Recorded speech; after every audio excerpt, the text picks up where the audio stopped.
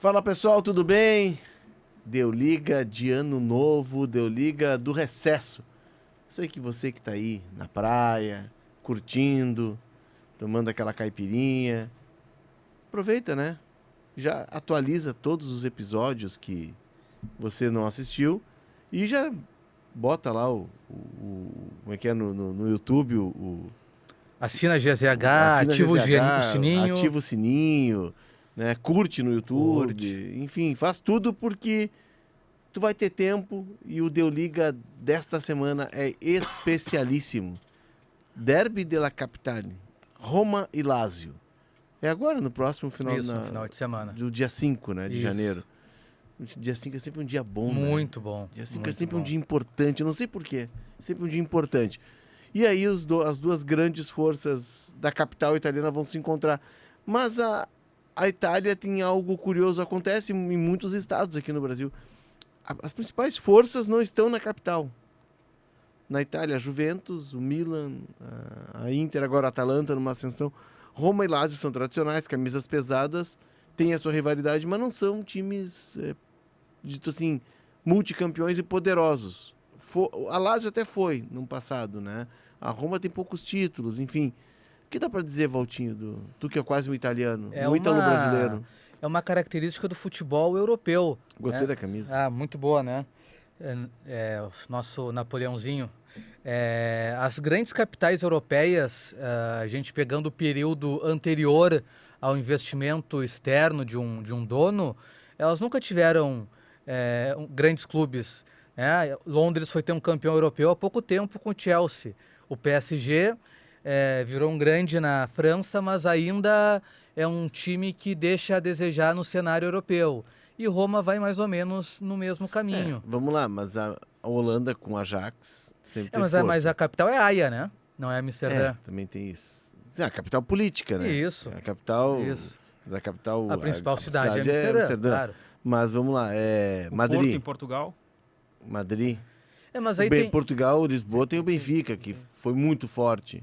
Sim, mas assim, se a gente pegar Roma pela história, Londres pela força financeira e Paris pelo charme, pelo que representa no imaginário do mundo, são as três capitais que não têm clubes, não tinham, né? Clubes tão vitoriosos, mas a gente conectando um pouco mais em relação a Roma, a capital italiana. Roma é uma cidade peculiar, porque ela está mais ou menos no centro da Itália, né? Mas ela está muito mais ligada ao sul, né? Tem costumes muito mais sulistas do que do norte da Itália. E o norte da Itália é a região financeiramente mais próspera do país e que tem os principais clubes, que são Inter, Milan e Juventus. Então a Roma tenta aí se destacar nesse cenário, a Lazio também. São dois clubes que não têm muitas conquistas nacionais, mas que tem uma rivalidade que é muito grande. Até por isso, olha, como a gente não tem tanta força para brigar contra as principais equipes, a nossa rivalidade vale muito. Né? Às vezes ganhar o clássico vale tanto quanto ganhar um título. Te lembra algum outro lugar? Lembra muito. A Copa... Clássico tal, por exemplo. A Copa Derby. Isso, a Copa Derby. Estamos vivendo muito de Copa Derby nos últimos tempos, né? E Roma também. Roma também vive a Copa Derby na maior parte da sua existência. Pedro, antes de eu te chamar aqui, deixa eu ler o índice. Vai lá, manda Feito pra nós. com esmero, com talento. Manda pra o tela. Rafa Ramos fez com uma caneta, aquelas pincel, sabe? Tinteiro? Com uma letra histórica, De assim, pena. de pena. As origens da rivalidade, um clássico marcado pela violência e os grandes nomes do Derby della Capitale, Pedro. E o índice, o ponto 2 do índice é algo que sempre me chama a atenção para tentar entender sempre o contexto dos locais, por que existe uma rivalidade, por que existe violência, e tem histórias muito significativas de confrontos entre as torcidas, de confrontos contra a polícia, de pancadaria entre os jogadores, né, por todo o contexto histórico que envolve a cidade de Roma, a sua história e as duas equipes cada uma direcionada É, um pouco mais para um lado da Itália, como o São Walter clubes de explicava. raízes muito diferentes, né? Muito Não, distintas. é que Né? tá, não, Léo. Eles são praticamente clubes, não são irmãos, mas que têm a mesma origem. Uhum. Já indo pro tópico 1 do nosso índice. A Lazio é o primeiro clube da cidade, de 1900. E Mussolini, então o Duce, né, que comandava a Itália, ele tinha como incômodo que o futebol do norte era mais forte que o futebol de Roma, que o futebol do sul. Então ele queria criar na cidade, na capital, uma grande equipe para que tivesse força de competir com Inter, Juventus e Milan. Uhum. Então ele tenta juntar os 4 clubes que existiam em Roma naquele período, mas a Lazio não se junta. A Lazio fica de fora, então a Roma é a união de outros 3 clubes. Um clube representava a classe mais popular, outro clube representava a classe mais rica e outro clube era mais vinculado ao Vaticano. Então esses 3 clubes em 1927 eles se unem para formar o que hoje a gente conhece como a AS Roma, Associazione Roma, Sportiva Roma. E então, na sua essência, sim, a Roma sim tem uma ligação com o fascismo também, assim como a Lazio, que era o clube do Mussolini. Sim, e a Lazio traz isso até hoje, né? Sim, a Lazio carrega, assim, aí sim. Depois da Segunda Guerra, a Roma vai começando a se desvincular dessa imagem, se torna um clube mais popular, um clube mais de esquerda. Uhum. E tem uma situação muito engraçada que o primeiro presidente da Roma, que era um homem muito ligado a Mussolini, que era o Ítalo Foschi, que foi presidente por muitos anos, a Roma foi rebaixada na década de 50, na temporada 50-51, o único rebaixamento da Roma. E o Ítalo Foschi, nesse dia que a Roma perde para a Sampdoria e é rebaixada, ele tem um ataque cardíaco e morre. Nossa Senhora. E eu acho que a identificação para mais esquerda ou para mais direita, ela começa a ficar clara a partir da identificação dos torcedores, né?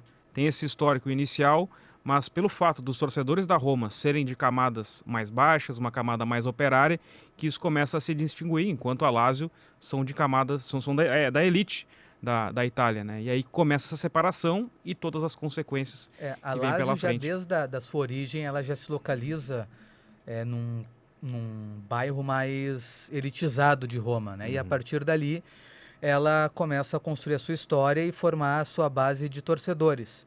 Mas com a união dos outros 3 clubes, né, eles já ficam diminuídos na quantidade de torcida.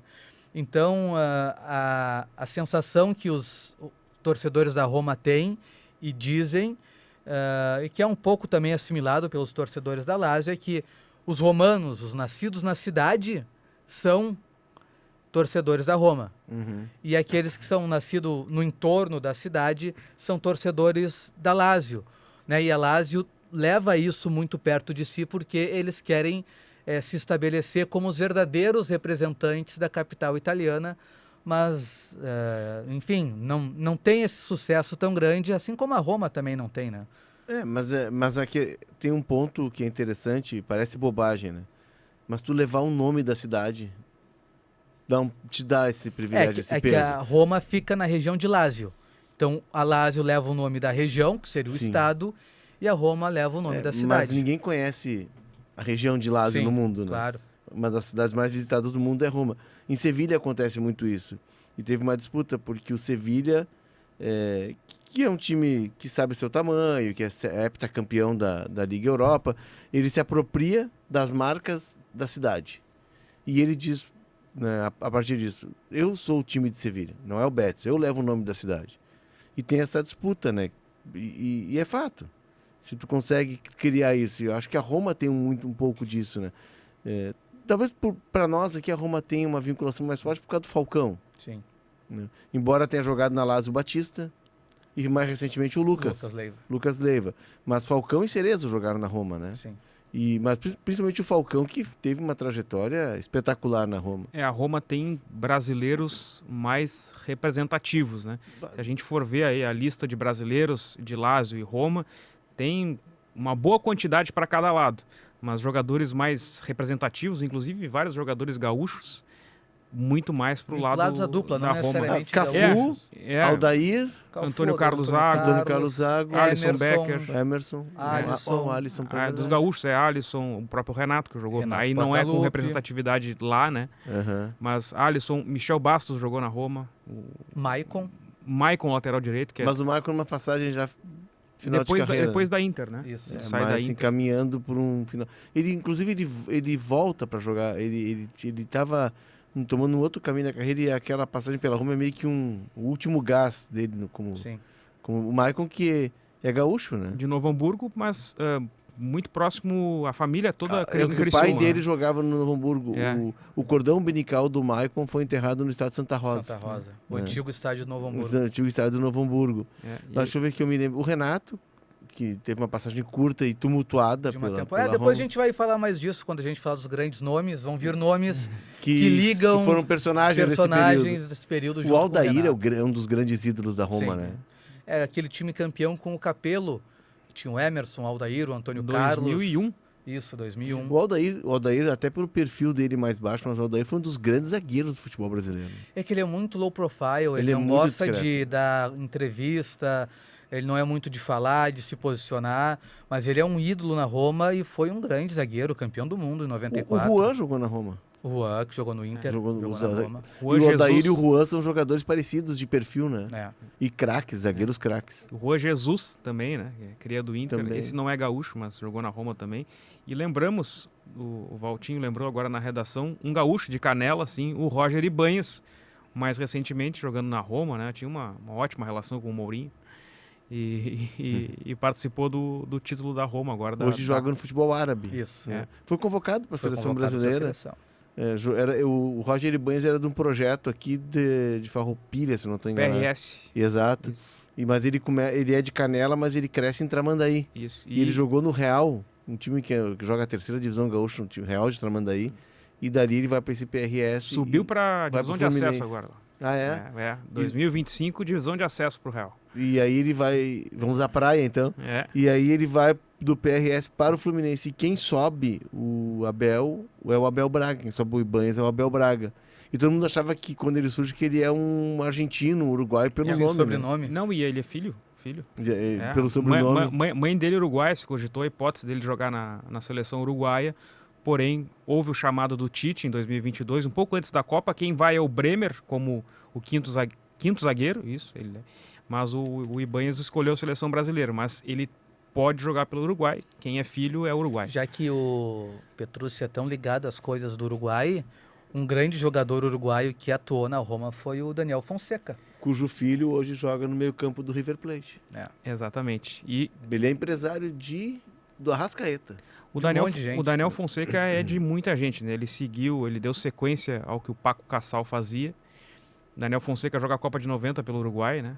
E Por muito tempo, o último gol do Uruguai em Copas foi dele, até voltar em Ele 2002. pegou um período ruim do Uruguai, né? é um time que já tinha um Francesco Oli veterano, o Rubem Paz Rubem Sousa mais e o fortinho também já, né? esse sempre, né?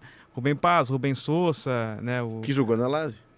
O Paulo Monteiro surgindo, o Recopa surgindo, mas o time da Copa de 90. O próprio Rodolfo Rodrigues É. já mais pro fim da carreira. O meu pai sempre lembra do pênalti perdido pelo Rubem Sousa contra a Coreia, que poderia ter dado uma condição melhor para o Uruguai naquela Copa, mas o Daniel Fonseca, que jogou na Juventus também, é um dos caras que tem representatividade na Roma e atua hoje muito forte, é um dos principais Agentes. empresários do futebol O uruguai, filho centroavante. dele acertou com o River Plate, acho que no início do ano. Isso. E o filho dele é volante, né? Nicolás Fonseca. E é nascido na Itália. O filho dele é Na nascido na Itália. Na época ele jogava lá. Seguindo aqui no nosso índice, um clássico marcado pela violência. Marcado São pela os violência. ultras? Eu Ou acho não que são só os ainda ultras? Um pouco antes disso, assim, a primeira morte ligada a uma partida de futebol, dentro de um estádio de futebol na Itália, foi num clássico entre Roma e Lazio em 1979. Os torcedores da Roma atiram um sinalizador em direção aos torcedores da Lazio e entra diretamente no olho esquerdo do Vincenzo Paparelli, que era o torcedor.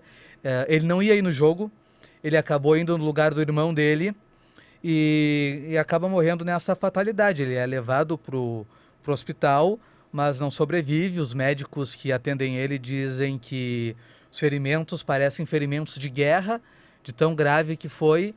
E a partir dali, sim, a violência no futebol italiano começa a crescer, e principalmente nesse clássico entre Lazio e Roma, os clubes também têm nessa questão, né, das suas origens, do seu modo de pensar. A Roma tem os seus torcedores posicionados na curva sul do estádio, já que ela é mais ligada às coisas do sul da Itália, e a Lazio tem os seus torcedores na curva norte, já que significa que eles são mais ligados ao norte da Itália. Industrial e rico. Isso. Né? E o sul, que é popular, Nápoles, né? Por exemplo, que é menos industrial e mais autêntico, é o italiano mais autêntico. E assim, com maior presença de imigrantes. Também, porque a proximidade, né, da África. E isso gera uma relação de um tremendo preconceito também, né? Tratamos aqui disso, né? Da ilha de Lampedusa. Isso aí. Né? Mas, enfim, além desses episódios, os jogos hoje demandam tanta... Eu separei aqui 2 manchetes que eu acho que ilustram um pouquinho desses episódios, que é o seguinte. Um dos últimos jogos entre Lazio e Roma foi em janeiro de 2024, há um ano pela Copa da Itália, que a manchete é a seguinte: Lazio elimina Roma em clássico até com guerra de sinalizadores. E aí o texto fala que as torcidas fizeram um lindo espetáculo no Estádio Olímpico, mas a violência esteve presente com uma guerra pirotécnica. E aí eram sinalizadores sendo atirados de todos os lados. Isso recentemente, em 2024, no ano passado. E tem uma manchete de 2012, por exemplo. Em clássico violento e com torcedor esfaqueado, Lazio vence a Roma de virada. E aí, episódios de violência, ok. Mas assim, o que chama atenção é que ele foi esfaqueado nas nádegas, esse torcedor. Então... isso é muito comum lá não necessariamente nos arredores do jogo, mas no dia do jogo, na cidade, se um torcedor de um clube vê o torcedor de outro meio despreocupado, meio desatento, eles dão uma facada assim, sabe? Não é um negócio que o cara vai enfiar, mas assim, ó. Acorda, te liga. Te liga. Então isso é muito tradicional lá no clássico entre Roma e Lazio. Mas não é sempre nas nádegas. Não é sempre nas nádegas. Deve ser desagradável, né? Mas talvez... É difícil sentar depois. Enfim. Se fosse eu não... Mas o ápice acontece em 2004, quando tem um jogo Essa história é maluca. No intervalo é paralisado devido aos torcedores. Mas por que os torcedores? Por causa de violência? Sim e não. Porque os torcedores começam a espalhar a fake news de que um torcedor tinha morrido, um menino, um jovem, um adolescente 16 anos. De 16 anos teria morrido do lado de fora do estádio durante a partida devido a uma briga de torcidas. E aí as torcidas entram no gramado, eles conversam com os capitães, o capitão da Roma era o Totti, e o jogo é interrompido no começo do segundo tempo. Só que era uma fake news. E a notícia se confirma só mais tarde de que era uma fake news. E aí já estava todo mundo em casa. Não, e assim, Léo, é engraçado porque os torcedores da Roma, eles invadem o campo para comunicar os jogadores do que estaria acontecendo. Ao mesmo tempo, o locutor do estádio diz que é mentira, mas a torcida não acredita, né? Até porque as autoridades na época não tinham muita credibilidade. E isso gera uma revolta maior, né? De torcidas retirando as faixas. E esse retirar as faixas é um gesto dos ultras de que há um episódio de violência e que o futebol ali acabou. É outra coisa que eles têm que se preocupar. E todo esse tipo de movimento ocorre e mesmo assim não há uma decisão de quem está no campo por paralisar o jogo. E aí as cenas mostram os jogadores como o Cassano, da Roma, o Totti, o Mihailovic, que era o capitão da Lazio, conversando ali. E na época não tinha aquela de falar e botar a mão na boca, então a câmera consegue flagrar eles conversando. Se a gente não parar esse jogo, os caras vão nos matar aqui e tal. E o pior vem depois, né? Porque o jogo é encerrado, só que os torcedores eles precisam sair do Estádio Olímpico, escoar e se distribuir pela cidade. E aí sim, aí que a violência... Uma onda de violência absurda. Isso, não há uma morte de fato, mas assim, a saída do jogo é pior do que o que acontece na chegada e durante a partida. E tem um ambiente todo do Estádio Olímpico, né? Vendo os jogos do Campeonato Italiano, e é um estádio totalmente à moda antiga, né? Com as arquibancadas, principalmente na parte de trás dos gols muito distantes do do campo. É aquilo que a gente já tratou aqui do futebol italiano, né? Passaria essa retomada ou esse fortalecimento do futebol da capital por daqui a pouco ter um estádio mais moderno, uma arena, apesar de toda a história de um estádio olímpico como o de Roma? A Roma tem o projeto de construir o seu próprio estádio. Então, se um dia isso virar realidade, provavelmente vai se encontrar uma maneira de a Lazio assumir o estádio olímpico, assim como foi em Turim, que a Juventus arrenda o terreno do Dele Alpi e o Comunale Torino. Fica do Torino, que agora é estádio olímpico, depois de ter sediado os Jogos Olímpicos de Inverno. O estádio olímpico é da década de 20, construído pelo Mussolini. Na verdade, ali é um espaço muito maior, é o Foro Itálico, porque tem piscinas, tem as quadras de tênis que jogam o Master 1000 de Roma. Enfim, é um parque esportivo. É um parque esportivo, ali fica a sede do Comitê Olímpico Italiano. É mais do que o Estádio Olímpico, mas sim, é um estádio antigo. Enfim, eu acho que é difícil, Léo, assim, competir com os grandes da Itália por uma questão financeira. E mesmo, talvez, ali em Roma, tu construindo um estádio moderno, a cidade tem tanto atrativo que eu não sei se um estádio moderno que levasse ia conseguir competir com os objetos antigos que tem na cidade, sabe? Eu acho que é muito difícil. Criaria um cenário mais envelopado para vender, como é o caso do estádio da Juventus, né? Que é menor e, por consequência, ele preenche mais, é mais próximo do campo, cria um cenário de caldeirão. Eu não sei exatamente a medida, Walter, e talvez seja uma pergunta boa nas costas também, mas possivelmente da linha de fundo até a curva, atrás do gol, tem mais de 50 metros. Né? Possivelmente. Então, o torcedor que está atrás do gol talvez não esteja muito interessado em ver o jogo. O pessoal que está atrás do gol ali está agitando de outras formas, né? Mas para ver a linha de fundo lá do outro lado, soma 110 mais 5. É muito longe. Né? 2 quadras.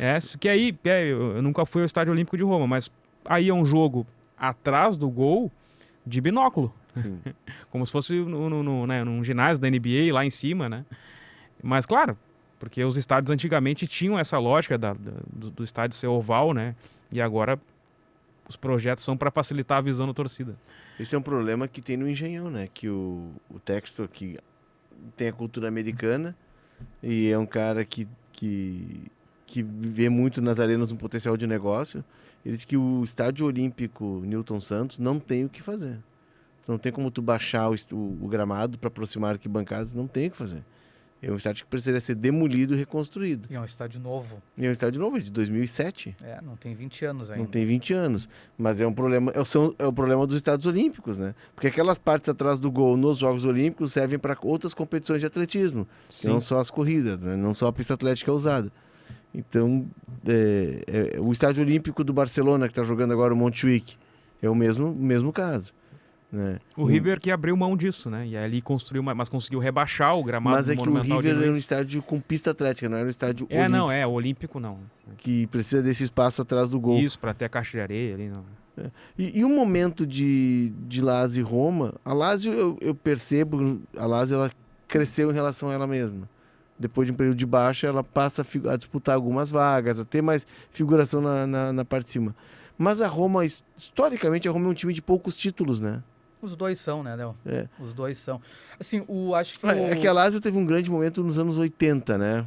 Um pouquinho antes da Copa do Mundo de 82, que Lazio e Roma eram os times que rivalizavam. O principal momento dos dois clubes é ali o final dos anos 90, começo dos anos 2000, que ali a gente tem os dois últimos grandes títulos, né? Os dois últimos grandes títulos nacionais dos dois clubes.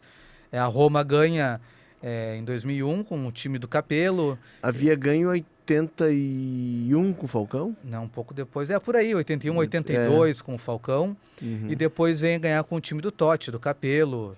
Enfim, com um monte de brasileiro. E a Lazio também conquista um título italiano naquela época, naquele período. Um time que tinha Nedved, tinha os portugueses, o Sérgio Conceição, Fernando Couto, o Peruzzi, que era o goleiro italiano, já tinha ido para a Lazio. Enfim, o Vieri jogou na Lazio naquela época. Depois veio Cláudio jogar no Boa Vista. Enfim, era uma época de muito investimento dos dois clubes e ali eles conseguiram, por 5 anos serem realmente postulante aos títulos. Depois disso, a Roma foi vendida, a Lazio também foi vendida porque o dono foi à falência, e hoje em dia eles são há algum tempo figurantes. Né? E essa temporada da Roma tem sido bem ruim, né? Abaixo da expectativa, e a Lazio se transformando num time que tem chance de brigar por uma vaga na Liga dos Campeões. A Roma está no terceiro técnico na temporada. A Roma venceu recentemente a Conference League, foi a primeira campeã da Conference League, né, 2022, com o Mourinho, que eu falei antes do Ibanez. Mas eu acho que o momento recente mais marcante assim que eu lembro é a virada sensacional contra o Barcelona na Champions, quartas de final da Champions de 2018, que é 4-1 para o Barcelona no Camp Nou. E aí no Olímpico ainda tinha o gol qualificado. A Roma consegue fazer 3-0, um gols no final ali que decidem aquela classificação. E foi um time da Roma que, no comparativo com o Barcelona, ainda de Messi, ainda de Suárez, ainda de grandes estrelas, foi talvez o momento mais marcante recente assim da Roma, né? Uma eliminação no Barcelona. E o grande momento do Clássico, o maior jogo da história do Clássico, é até recente.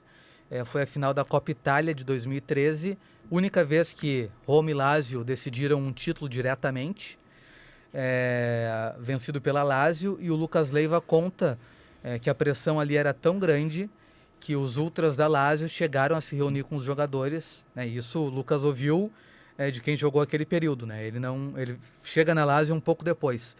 E os ultras dizem para os jogadores da Lazio: olha, se vocês ganharem, vocês nem precisam voltar para cá. Pode procurar outro lugar para jogar, porque é ganhar ou ganhar. Não tem uma outra opção. Bom, no fim das contas, pelo menos a Lazio conseguiu ganhar, eles puderam seguir jogando na Lazio. Foi uma pressão, né? Um pouquinho, assim. Um pouco de pressão. Porque a gente fala da violência entre torcidas e violência contra a polícia, mas tem também da própria torcida contra os jogadores, né? São vários casos de ameaça, de agressão.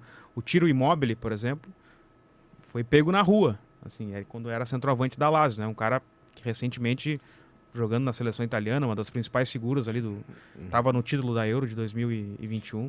Então acontece também com os próprios jogadores. Enfim, de uma cidade que isso é uma dificuldade, as cidades históricas, elas têm dificuldades, né? Cidades muito turísticas, elas têm dificuldades de ter.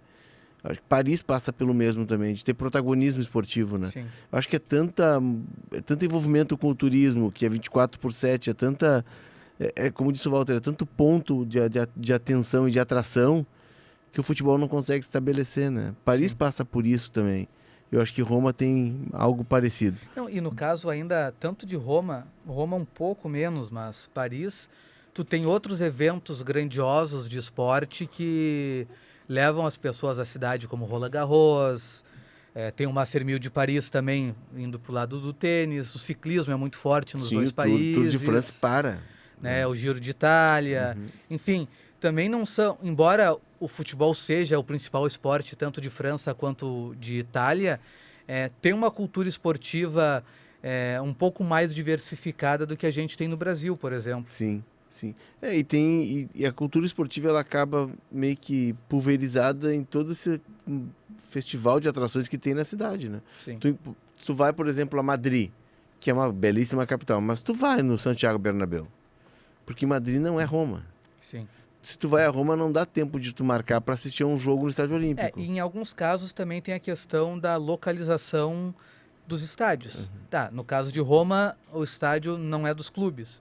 Mas mesmo assim é um pouco contramão do centro, né? Acho que são cerca de 8 quilômetros de distância ali do Coliseu, daquela região mais central de Roma. Já não é tão simples de chegar, né? Enquanto tu pode fazer todo o centro ali a pé, tu vai ter que pegar um transporte para ir até o Estádio Olímpico. O Inter foi jogar contra a Roma, acho que em 80. O Falcão é vendido em 80, o Inter faz um amistoso com a Roma em 81, que estava no contrato. Isso, o primeiro jogo do Falcão pela Roma é contra o Inter. Contra o Inter, estava no contrato. E aí a delegação do Inter chega e estão andando no ônibus e o Silvinho, que era o ponteiro esquerdo, passa na frente do Coliseu e um gaiato, um companheiro de Silvinho, esse aqui era o estádio dos caras que nós vamos jogar amanhã. Só que eles perderam um jogo aqui, os caras quebraram o estádio do Silvio Índice. Então é bom a gente nem ganhar deles, hein? Histórias da bola, se é verdade. Se é verdade ou não, a gente não sabe, mas a história é gente boa. conta a história primeiro, depois a gente confirma. É, Ele entrou história em campo. boa é assim, né? Tu É. conta e depois tu confirma se é verdade. Entrou em campo como um gladiador. Agora sim vamos entrar no terceiro item do nosso índice, os grandes nomes do derby. Totti, Totti. Nedved, A Roma até nessa questão de pertencimento da região, ela tem uma questão muito ligada com o capitão ser alguém da cidade, Local. alguém que torcia para o clube, que vai jogar, vira capitão, é campeão. E aí tu começa lá nos anos 30, 40 com Amedeo Amodei, vem pro Di Bartolomei nos anos 70, e aí a gente chega nos anos 80, o Giannini, né, que é o Conte amigão não- do Renato o lá. amigão do na- Re- O Conte, Bruno Conte não Bruno chegou. Conte, Foi isso. era do time da época do Falcão, Falcão. chegou a ser capitão, né? Isso. Campeão mundial em presidente. 82. Bruno Conte, sim, Presidente da Roma. E aí o Giannini, que era um camisa 10, E o cabelo Príncipe. comprido, era todo galã. É, E o Renato chega pra jogar na... O Renato vai pra Roma em 87? é 88, né, depois da Copa União, depois que da Copa termina União. em 88. Isso. E aí o Renato vai e o Renato, com o estilo dele, né? Chega e o Giannini meio que avisa, aqui já tem um príncipe, já tem um dono. É. E o Renato fica Ficou a temporada uma inteira, temporada, mas sem... mas jogou pouco, fez só 2 gols, que foi pela Copa UEFA, não foi nem em uma competição italiana. O Renato fala muito que o Giannini boicotou ele, e ali ele não conseguiu ter o espaço que podia. Junto com o Renato foi o Andrade também. O Andrade foi Volante. considerado velho e lento para jogar no futebol italiano naquela época. Enfim, o Renato acaba ficando uma temporada, joga um clássico, a Roma acaba perdendo esse clássico e tem uma história muito curta. Tem uma manchete que é clássica da Gazeta dello Sport para sintetizar a passagem do Renato pela Roma, que o Renato fez mais estragos na noite italiana do que nos gramados italianos, fez mais estragos com as mulheres italianas do que com os goleiros italianos. Aliás, o Giannini deu entrevistas depois e ele comentou Contesta. sobre a relação com o Renato e falou justamente sobre isso, né? Que o Renato muitas vezes não tinha a disciplina necessária, que aqui no Brasil ele tinha, até o modo como ele sabe lidar com os jogadores hoje como técnico, que ele lidava com treinadores que sabiam lidar com ele, né? Daquela questão de se garantir nos jogos, mesmo que não treinasse da mesma forma. E o Renato, ao contrário, ele diz que ele admite isso, mas diz que justamente não sabiam lidar com ele, que ele poderia ter tido um tratamento um pouco diferente, porque nos jogos ele ia corresponder, embora não chegasse nas melhores condições para os treinos, etc., como diz o Giannini. O Renato morava no Rio de Janeiro. Era ídolo do Flamengo. Ele achou que poderia manter o mesmo estilo de vida em Roma. Um novo rei Sim. em Roma. E aí o Giannini passa a idolatria. Giuseppe Giannini, né? Passa pro Totti no começo dos anos 90, eles chegam a jogar juntos, e depois também tem mais ou menos, não em termos de qualidade, mas em termos de identificação, o De Rossi, que é outro jogador histórico da Roma, foi capitão, e o De Rossi foi um passo além do Totti, porque o De Rossi virou técnico da Roma, ainda não teve sucesso, mas quem sabe, acho que é daqueles casos que se ele seguir na função, em algum momento ele vai voltar a treinar a Roma certamente. De Rossi, para quem não lembra, é o cara que está saindo da Roma e ele disse que o sonho dele era jogar na Bomboneira. E acaba jogando uma temporada no Boca. Né, que ele queria ter essa experiência de jogar na A Bomboneira. gente sempre volta no Boca, falar do Boca no programa. Pois é, impressionante. inclusive um dos grandes nomes da Roma, né? Mais um da Roma, Gabriel Omar Batistuta. Jogou no Boca também. E jogou no River. Dos dois, né? Jogou nos dois. Jogou nos dois, grande craque argentino, um dos principais nomes, né, do título da Roma de 2001. O time do Falcão tinha Conte, Ancelotti, Falcão. Pruso, centroavante, que era centroavante da seleção italiana. Era reserva do Paulo Rossi, né? Isso. Em 82. Que eu me lembro era esse. Kolovati era da Juventus, né? Isso. Tinha mais gente agora de cabeça, eu não Cabrini vou era lembrar. da Juventus, Cabrini Chiré era da da Juventus. A base da Itália Zoff era da Juventus. Isso, final de carreira já. Aquele time da Itália eu me lembro vagamente, assim, mas era Zoff, Gentili, Chireia, Gentili da Juventus. O outro zagueiro, eu não me lembro, o Bergamo Joga só mas uma tinha partida. 17 anos. Joga só uma O partida. outro zagueiro que me falta, e Cabrini. Aí era Kolovati, Tardelli, Antonioni. Tardelli da Juventus também. Antonioni. Isso. O ataque tinha Conte, Paulo Rossi. E tá faltando um agora, né? Ponto esquerda também não me falta, mas era mais ou menos esse time. Esse time me marcou muito. Marcou muito. Esse time marcou muito. Né? Que, pra quem é dessa geração, e era uma Itália que era uma Itália. Era uma Itália. Tinha empatado com Camarões, tinha empatado com a Polônia. Empatou os 3 jogos na primeira fase. Empatou os 3 jogos e foi avançando. E eu me lembro que o Bergamo joga a final jogando de volante. O Bergamo, depois que foi o grande nome da Inter de Milão, daquele período áureo da Inter de Milão, joga de volante com 17 anos. E o Ancelotti, eu acho que entra também no jogo final. O Ancelotti era banco. Não, o Ancelotti não joga 82, não? O Ancelotti joga 86 e 90. Então o Ancelotti é na Copa seguinte. E da Lazio? Além do Batista. Batista e do Lucas Leiva. A Lazio... Batista nunca desmaiou lá, né? Não, lá não, porque lá é mais frio, né? No inverno. Embora o calor italiano seja bastante forte também. Faz calor na Europa como faz no Saara nos últimos tempos. Mas Nedved, que depois foi para a Juventus, virou o grande nome da Juventus. Aí tu tem Paulo Negro, Favalli, um pessoal mais italiano, assim, que se destaca também ali naquela época dos anos 90. O Di Canio. O Vieri, o Di Canio. Talvez assim, o Di Canio seja o grande símbolo, né? Por ser torcedor da Lazio também, e identificado com as suas posições políticas. Pelos gestos fascistas que ele fazia a cada gol, gerou muita polêmica. E ir lá na Curva Norte e gesticular para a torcida responder e terminar o jogo e eles baterem palma, enfim. Ele uma relação muito próxima. Que expande mais para o mundo essa posição da Lazio, né? Esse posicionamento político da Lazio, né? Porque se contestou muito isso, né? Mas o Batista tem uma história maravilhosa, porque na Copa de 82 o Brasil ganha da Argentina por 3-1. E o jogo é marcado por uma entrada muito forte. O Batista entra para fechar o meio-campo, o Brasil já estava ganhando, e do nada o Maradona dá uma entrada no Batista, de sola, na coxa do Batista. O Batista sai, inclusive, do jogo, não consegue continuar, o Maradona é expulso. E depois eles se encontram num jogo Napoli-Lazio no Campeonato Italiano, meses depois. E o Maradona chega pro Batista e se desculpa com o Batista. Que, na verdade, eu confundi, eu queria dar no Falcão. E aí o Batista, até isso. Porque sempre teve uma rivalidade no Inter Falcão e Batista. Sim. Eles eram da mesma geração, jogadores de características diferentes, o Batista mais marcador, o Falcão era um craque, né? O Falcão era um jogador que atuava, era um meio-campista moderno nos anos 70. E os dois com cabelo comprido, os dois com passagem por seleção. Então tinha uma certa disputa de beleza entre eles. Aí o Batista chega na Itália, 4 anos depois do Falcão. O Batista sai do Inter, vai pro Grêmio. Do Grêmio vai pro Palmeiras. E do Palmeiras ele vai pra Lazio. E aí ele ainda chega na Itália e ele apanha do Maradona. Né? Enfim. E aí completando, tem o Marchegiani, goleiro, que também foi goleiro do Torino, jogou a Copa de 94, jogou 3 jogos, porque o Pagliuca é expulso na estreia, depois o Pagliuca volta para o mata-mata.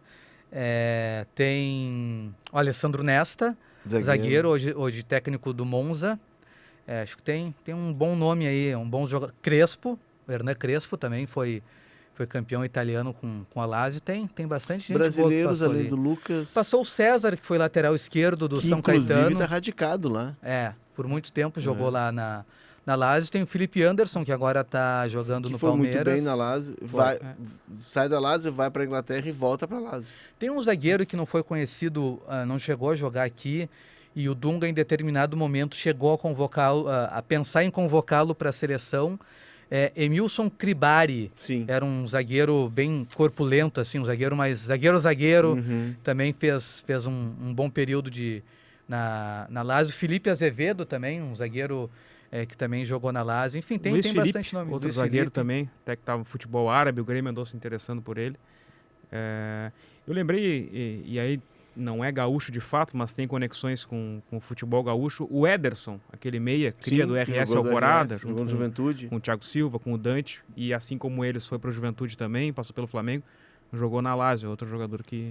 E Esteve hoje em pela dia a Lazio. gente tem o Pedro, que foi atacante espanhol, jogou na Roma e hoje ele está jogando pela Lazio. E ele é o 21º jogador a ter defendido os dois clubes. Só 21. Muito pouco, né? Muito Para uma rivalidade tão acirrada e tão longa, né? Mesmo assim é pouco. A gente tem aqui no Rio Grande do Sul uma rivalidade acirrada e uma quantidade bem maior de jogadores que atuaram tanto por Inter quanto por Grêmio. Passa de 100. Provavelmente, Passa de certamente. 100. E agora a gente tá tendo dos técnicos, né? Porque o Leão sai do Inter e vai pro Grêmio, por exemplo, em 2000. Sim. Né? Claro que o Leão tinha uma história com o Grêmio, tinha jogado no Grêmio. Mas eu não tinha. O Valdir Espinosa, campeão do mundo, treinou Ele os joga no dois. Inter. Procópio Cardoso. Claudião, Otacílio. O Claudião várias vezes, né? O Otacílio. Mas eu não me. O Julinho Camargo. Né? Mano Menezes, mas eu não vi uma repercussão tão forte como essa do Roger. Nem o Mano Menezes causou tanta repercussão assim. Não. É que o Roger teve toda uma carreira como jogador do Grêmio, não foi só um período vitorioso como técnico.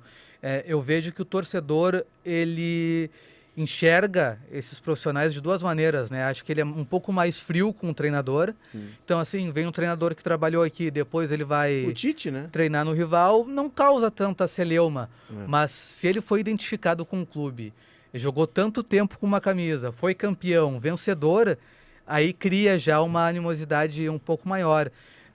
E acho que também se cria a imagem, esse cara nunca mais vai jogar, nunca vai jogar do outro lado. E eu vejo que o torcedor gremista tinha essa imagem com o Roger. Né? E o Roger surgiu a oportunidade profissional num momento importante, acho que até um momento vital da carreira dele, de em retomada que ele da teve carreira. que fazer essa escolha e aí treinar o Inter. E tá todo no direito dele, né? Tá no Profissional. direito dele. Mas será que não tem também uma questão do Roger defender algumas bandeiras e Pode ser. que o Grêmio muitas vezes é alvo? Uma delas o racismo. Por exemplo, o Grêmio é um clube muito marcado por Licasso Aranha, enfim. E o Roger é um cara que defende isso. E me parece que a torcida do Inter também abraça muito essas questões do Roger. Meio que assim, não, vem cá que aqui a gente... Claro que é na rivalidade. Porque o racismo, ele tá, infelizmente, em todos os lados da sociedade. Do lado do Grêmio, do lado do Inter, do São José, do Juventude, do Caxias. Não estou falando de clube aqui, mas a torcida do Inter faz esse movimento. Sim. Até para fazer esse contraponto, para alimentar esse contraponto. E tem a questão, o que marcou muito nos gremistas foi a comemoração dele no Grenal, de gols. O torcedor do Grêmio ficou muito chateado com aquilo, decepcionado. O Tite passou por um processo parecido. O Tite, para treinar o Inter, ele precisou ser... O presidente do Inter na época precisou ser convencido que ele tinha o Tite como um cara gremista. Sim. Porque o Tite teve uma O presidente passagem... do Inter na época era Vitório Pífero. Isso. Um italiano. E o Tite... Mas o Tite foi campeão com o Grêmio, tem o grande salto na carreira dele no Grêmio, mas não é um cara criado no Grêmio, né? Sim. Isso é uma grande diferença. Né? E para pegar um técnico que fez história nos dois clubes, a gente pode citar o Sven-Göran Eriksson, Sim. treinador sueco que morreu recentemente, morreu no ano passado. Ele treinou as duas equipes. E treinou a seleção da Inglaterra. Treinou a seleção da Copa de Inglaterra. 2006, né? Aquela seleção, no modo de dizer, da Inglaterra, ele não 2002 conseguiu. não é ele também?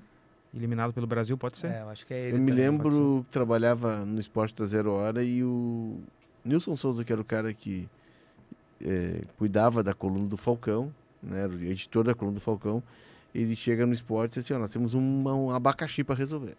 O Falcão tá no Rio para fazer um jogo pela Globo, mas ele marcou para te entrevistar o Sven-Göran Eriksson, técnico acho que na época técnico da Inglaterra, para o programa dele na Rádio Gaúcha. E assim, nós temos que fazer essa ponte. O Eriksson estava em Londres. O Eriksson tinha trabalhado no Benfica, né? Então ele falava um português bem claro.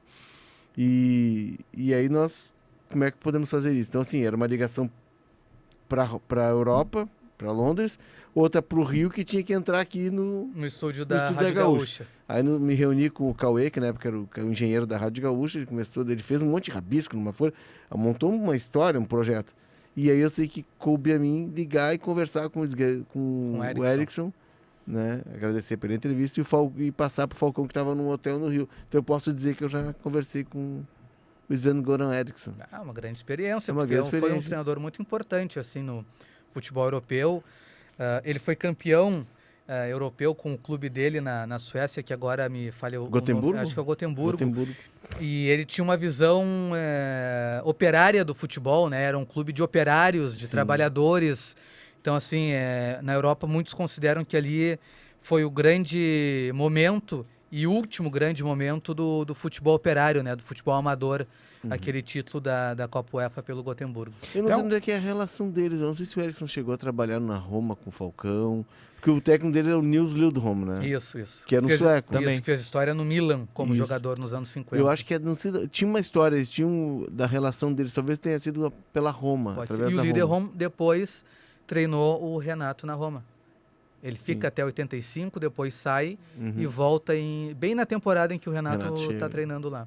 Vai trabalhando trazer lá. um assunto curioso também em relação a Lazio, é que o Romano Mussolini, bisneto do líder do fascismo, é lateral direito, tem 21 anos e cria da Lazio. Hoje ele está jogando no Juve Stabria, da Série B, mas é um bisneto, né, uma quarta geração da família que liderou o fascismo na Itália e que virou jogador de futebol e cria da Lazio, né? Ele chega a ficar no banco de reservas em alguns jogos da Lazio. Não parece ter muito destaque, está jogando na Série B, mas leva o sobrenome da família como um atleta de futebol. Deve ser difícil ter um sobrenome desse na Complicado. Itália. Né? Complicado. Nunca vai se desvincular. Não. Embora tu não tenha culpa nenhuma do que aconteceu, tu tá eternamente Estamos vinculado. falando de 100 anos atrás, praticamente. Isso. A marcha sobre o Roma é de 1922, né? Quando o Mussolini começa a assumir o comando da Itália. 100 anos, 102 anos. Ou daqui a pouco ele foi criado em um contexto em que ele tem ainda a convicção de que tudo foi certo. É. Espero que não, Ele foi mas jogar na Lazio, né? espero que não, de que ele possa ter estudado a história melhor e entendido melhor o processo, mas talvez o contexto em que ele foi criado não tenha ajudado nesse Sorte pro Romano. sentido. É. Sorte pro Romano. Vamos servir o chá das 5? Valtinho. Vamos lá, né? já tá aqui, Em homenagem ao Pedro Petrucci, um autor uruguaio que escreve muito e muito bem sobre futebol, Eduardo Galeano. Futebol ao sol e à sombra, é um clássico de futebol. Acho que combina bem com esse período de férias. São contos, Uma leitura né? leve de contos, textos mais curtos, rápidos, com uma escrita muito fluida. Com Acho muitas que vale figuras de muito- linguagem. Muitas figuras de linguagem. Ele conta, basicamente assim, né? Ele passa por todos os pontos importantes da história do futebol e faz uma crônica em cima de cada edição de Copa do Mundo. A visão dele de mundo também vai entrando no meio dos textos. Ele certamente, se tivesse nascido em Roma, seria torcedor da Roma, não torceria pela Lazio. É um pensador da América do Sul, né? Veias abertas da América Latina é dele. E um alucinado por futebol, né? Sim. E ele diz que o Uruguai não fabrica mão de obra, fabrica pé de obra, né? Porque tem tantos jogadores. E no período de Copa do Mundo, Eduardo, que nos deixou, acho que uns 2, 3 anos atrás, Por aí. recentemente, ele colocava na frente da casa dele uma plaquinha. Fechado por motivo de futebol. Cerrado para o futebol. E tem outro livro dele que tem esse nome, Tem né? porque é da plaquinha que ele colocava. Isso. Que não incomodasse que período de Copa do Mundo ele estava dedicado ao que tem que se dedicar, né? E eu ao tenho futebol. tem uma história curiosa com esse livro. O Walter falou sobre textos curtos que acalmam. Teve uma vez que eu estava muito brabo e eu briguei com meu pai. E o livro que eu tenho até hoje é o livro dele e ele me deu o livro. É na versão espanhol, inclusive, que o pai tem. Não, lê esse livro pra te acalmar um pouquinho. E acalmou? Eu acho que não, mas o livro foi ótimo. Né? E do livro vem muitas ideias. É um livro fantástico, assim, para quem... Tem uma expressão dele que eu acho maravilhosa que está nesse livro, que ele vai descrevendo um jogador, ele enxerga o jogo como se estivesse posicionado no alto dos refletores. Que cabe, por exemplo, pro camisa 10, né? O Isso. camisa 10 é o cara que enxerga o campo como se estivesse de cima, né? Ele consegue desenhar o campo. Vamos viajar? Vamos viajar. E para onde é que a gente vai viajar? Não Nossa tá dica. difícil Deixa eu- adivinhar hoje, né? Tá difícil. A nossa dica de viagem.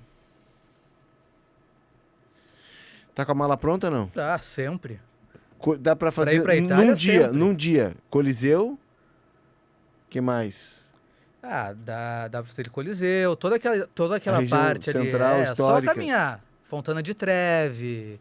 Enfim, só andar por Roma, é só fechar o olho e andar que não tem muito o que fazer. Só não pode tentar visitar o Museu do Vaticano no domingo, que no domingo não abre. Não Tem abre. que ir outro dia. E não Mas é dá tão... pra fazer no Vaticano, tem que deixar um segundo dia. É, né? porque assim, quando tu vai no museu, tu passa praticamente um turno inteiro só perambulando pela parte interna ali do museu. E não é tão longe para pegar um ônibus e descer um pouquinho e ir no Vesúvio, né? Eu acho que não é tão longe assim, né? É, eu não sei, não fiz esse... Não foi, é cerca de 1 hora, mais ou menos, para visitar ali as cercanias, óbvio, do vulcão. E se come bem, né? Se come muito Bah, bem. Se come muito Do bem. lado do Vaticano tem ali o Castel Sant'Angelo também, que é bacana de de visitar. Tem as escadarias Espanha. Uhum. Enfim, caminha por Roma. Só Sempre que isso. eu vejo uma foto do Falcão jogando pela Roma, me lembro do patrocinador, né? Que é uma marca Barilla. de massa, a Barilla. Que hoje Que- tem para vender no Brasil. No Bah, Brasil. E entrou muito forte no mercado brasileiro graças ao futebol. É, isso. E, bah, eu sou fanático por essa marca de massa, então... E Sempre. é Qualquer diferente. coisa Aí a que- gente prova que o marketing no futebol funciona. É. Funciona. Porque eu, por exemplo, eu me lembro da minha mãe disse, agora tem essa nova marca de massa. Eu disse, isso não é novo, mãe. Claro, mas é que eu Sim. tinha a ideia do campeonato italiano nos anos 80 que... Sim, já tinha ali. Aliás... Tem até uma história de que eles tentaram entrar no mercado brasileiro, e o mercado brasileiro de massas é muito das massas com ovos, né? Sim, Então eles chegaram a fazer uma versão, mas eu sou da grano duro, então sim. essa é a massa de qualidade. Aliás, se quiserem, né, patrocinar o Deu Liga, Claro, acho que né? tá aberto, Com né? certeza. Ou Enfim, até assim, se quiserem um programa de culinária, também, Também. pode ser, porque o Pedro Perfeito. Petrucci é... Não, e a é um gente- chefe. É e chefe. a gente compõe os molhos com pomodoro, com manjericão, enfim, com o que for. As receitas italianas não faltam, né? O Rafael Di Vério, que não pôde estar nesse episódio, que é um quase italiano, morou em Turim, morou em Nápoles, ele disse que nada supera os molhos e as massas de Nápoles. Sim.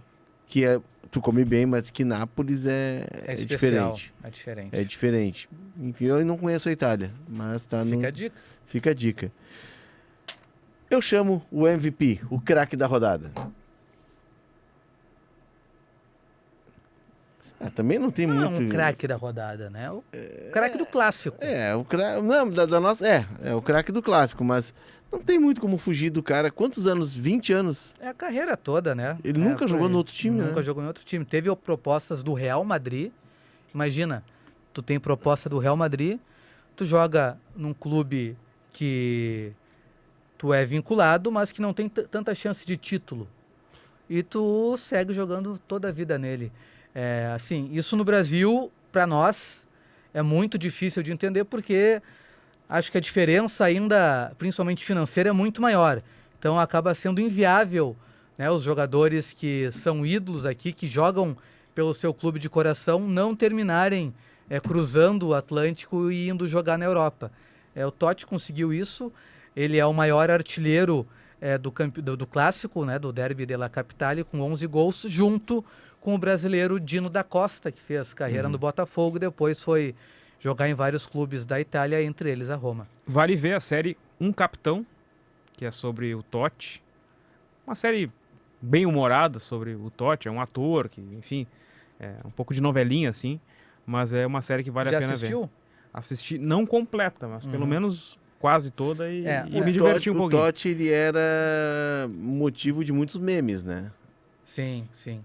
Tem uma outra série do Roberto Baggio também, que é no se tá- mesmo padrão, assim, ela é encenada, não é um documentário, sim. Tem um personagem que fazia interpretando... isso, O ator é bem parecido. Até. é baseado em fatos reais com elementos de ficção. Uhum. Como é a do Senna, que saiu recentemente. Isso, que tá bombando aí nos streamings. E o Totti, os italianos faziam muitas piadas porque não é um cara de muitas luzes, assim, pelo menos se dizia. Brilhante, não. Não tem um é pensamento jogador- brilhante. É um padrão de jogador de futebol mais à antiga, assim. Isso. Né? Dá a bola, ele resolve. Mas se aprofundar um pouquinho a conversa, perdemos o amigo. Perdemos o amigo, mas a referência, né, quando a gente fala de Roma, é o Totti, né, que é o Totti. Não fala isso pro Falcão. Não, o Falcão também é.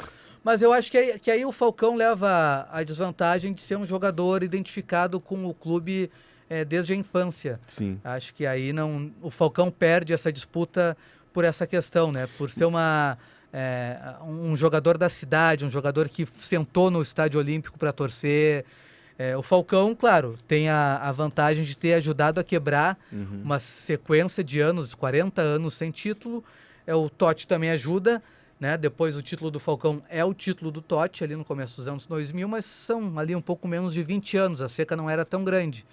Mas também recheado de significados aquela conquista. Eu acho que o Totti, se ele jogasse em outro contexto, em um Real Madrid, alguma coisa assim, não ia dar. Não, né? Eu acho que o clube que permitia ele jogar com as meias baixas, naquele cenário de liderança, era mais fácil. Assim como na seleção, né, ele é expulso contra a Coreia, naquela eliminação da Itália, e depois se recupera. Também tem o outro lado.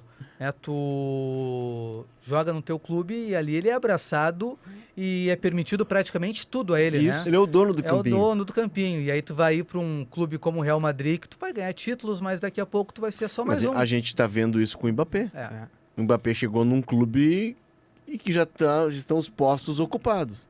E é uma grande estrela e tem quase que um recado ali. Tu não vem, porque aqui Mesmo assim ele foi. tu é estranho. Não. Tipo, tu não vem querer tomar conta do poder aqui, que o poder já tem dono. E me parece que o Real Madrid tem tudo encaixadinho, né? O Bellingham entende que o Vinícius é a grande estrela, o Rodrigo não se importa de ser um coadjuvante do Vinícius, o Valverde sabe que ele não vai ser um coadjuvante, mas ele é um cara importante. Todo mundo foi encontrando seu espaço. E aí chega um cara que é maior que todos. Vamos combinar, o Mbappé individualmente é maior que todos. Pode tecnicamente não estar bem, mas o Mbappé é um cara que ganhou uma Copa do Mundo com 18 anos e por pouco não ganhou a segunda. O cara que faz 3 gols numa final de Copa do Mundo, pelo amor de Deus, né? E na seleção italiana, que é o outro cenário que o Totti enfrenta no futebol, a Itália é campeã em 2006, ele é o camisa 10, seria o principal jogador, até faz uma baita partida contra a Ucrânia, se não me engano, nas quartas de final, mas mesmo assim não é o grande nome da conquista, e o time não é moldado em cima dele, né? Ele é mais um daquele time. Ele já estava lesionado ali, né? Tanto é que, embora titular, ele não termina as partidas, geralmente sempre ele é substituído. Entrando, né? Enfim, ele chega meio que no sacrifício para disputar aquela Copa e acaba não tendo, né, uma Copa para dizer que foi a Copa do Totti. Infelizmente, pela qualidade dele, ele merecia ter tido assim um destaque numa grande competição. Ele vem de um problema na Euro 2004 também, né? Então, na Copa, o jogo contra a Coreia, ele sai mal de 2002. Na Euro 2004, ele é expulso, é suspenso também. Então, existia até uma questão dele corresponder pela seleção e aí vai com o título em 2006. Aí ele se salva. Chega? Vamos pro Réveillon ou não? O Réveillon já passou, né? Já estourei a champanhe. Vamos de novo? Vamos, claro, sempre. Problema. Sobraram? Eu tô só pelo carnaval, mas vamos tomar o restante. Tá geladinho ali, esperando. Sabe que o Réveillon no Brasil, ele não termina É que nem carnaval na Bahia, né? Ele é que nem carnaval na Bahia, né? Ele começa uma semana antes, com recesso, e segue uns 3, 4, 5, 6 dias. Não é tão... Ainda bem, Não né? somos tão europeus assim, né? Produção do Rafael Ramos, Janaína Vide. Desfrutando de merecidas férias. Muito longas, né? Vamos ver se ela volta também mais tranquila, assim, não querendo encerrar o programa tão cedo. O Rafa Ramos é mais flexível nesse sentido, né? O Rafa Ramos é um cara mais, digamos assim, mais compreensivo. Isso aí. É que a Janaína Vide tem uma criação germânica, né? Tipo, tu marca o podcast às 4, não é às 4, é 15 para as 4. E se vai até 4h45, não é até 4h50, é 4h45. 4 para ter uma margem de sobra. Aí a produção é do Rafael Ramos e Janaína William, a técnica e edição de áudio do Leandro Carvalho. Siga o Deu Liga na sua plataforma de áudio preferida, deixe as 5 estrelas na avaliação e ative o sininho para receber uma notificação sempre que um episódio novo estiver no ar. Deixa também o teu like, isso é importante, né? A gente sempre reforça, deixa o like lá. Ativa o sininho. Em espanhol, o me gusta. Vamos lá, deixa o like. No Spotify, a gente precisa. dá 5 estrelas. Faz tudo por nós, né? A gente faz tudo por vocês. Né?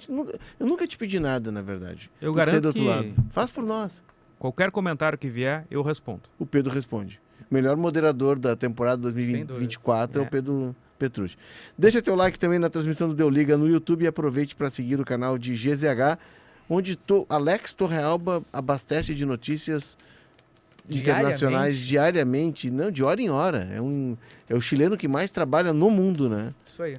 O nosso Valdívia. Falando chileno, Marcelo Salas jogou na Lazio. Ele sai do River vai pra Lazio e da Lazio e joga na Juventus. Joga na Juventus, mas ali ele já tá mais no fim de carreira, acima do peso, não vai bem na Juventus. É verdade, mano. E o Zamorano é na Inter. Na Inter de Milão. Na Inter de Milão. Real Madrid e Inter de Milão. 1+8, né? Pra quando o Ronaldo chega e pega 9. Pessoal, grande abraço. Que a gente tenha um começo de ano aí espetacular. A nossa temporada, ela segue, porque nós seguimos a temporada europeia.